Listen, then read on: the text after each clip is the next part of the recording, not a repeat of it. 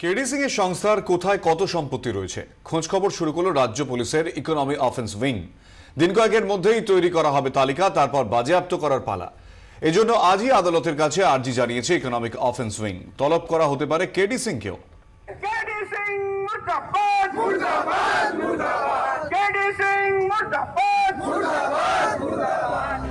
7 দিনের মধ্যে দুটি মামলা। কেডি সিং এর বেআইনি চিটফান্ড সংস্থা অ্যালকেমিস্টের বিরুদ্ধে চাপ বাড়াচ্ছে পুলিশ। এবার আদালতের কাছে কোম্পানির সম্পত্তি বাজেয়াপ্ত করার আর্জি জানালেন তদন্তকারীরা।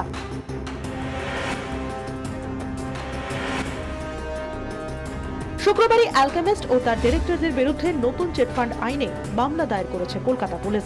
সোমবার আরও এক ধাপ এগোলো রাজ্য পুলিশের economic offence wing.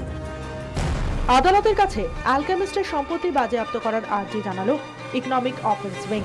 KD Singh এর কোথায় কত সম্পত্তি রয়েছে তার অনুসন্ধান শুরু করেছেন তদন্তকারীরা। সম্পত্তি তালিকা তৈরির পরই তা বাজেয়াপ্ত করার প্রক্রিয়া শুরু হবে। বাজেয়াপ্ত সম্পত্তি নিলাম করে আমানতকারীদের টাকা ফেরানো হবে। প্রশাসনিকভাবে কেডিকে কোণঠাসার পরিকল্পনা ফাইনাল, কিন্তু গোল বেঁধেছে দলীয় স্তরে। বিধানসভা ভোটের আগে যে নারদ স্টিং তৃণমূলকে চরম বিপাকে ফেলেছিল, তার ফান্ডিং দলেরই সাংসদ কেডি সিং এর। নারদকর্তা ম্যাথু স্যামুয়েলের বিস্ফোরক এই দাবির পর থেকেই তৃণমূলে তোলপাড়। কেডির বিরুদ্ধে কি ব্যবস্থা নেওয়া যায় সেটাই স্থির করে উঠতে পারছে না তৃণমূল নেতৃত্ব। 1 এপ্রিল দলের কোর কমিটির বৈঠক, সেখানেই চূড়ান্ত সিদ্ধান্ত হওয়ার কথা। কিন্তু কেডির বিরুদ্ধে কোন পথে হাঁটবে দল?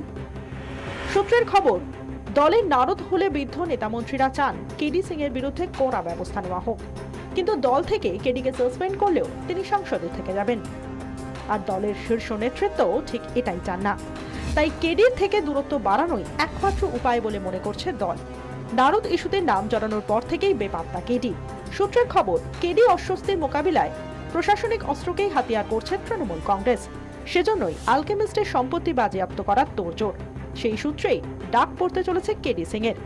দলের অন্দরের খবর, কান টানলেই মাথা আসবে, তাই তদন্তকারীদের টার্গেট এখন অ্যালকেমিস্ট। ব্যুরো রিপোর্ট, 24 ঘন্টা।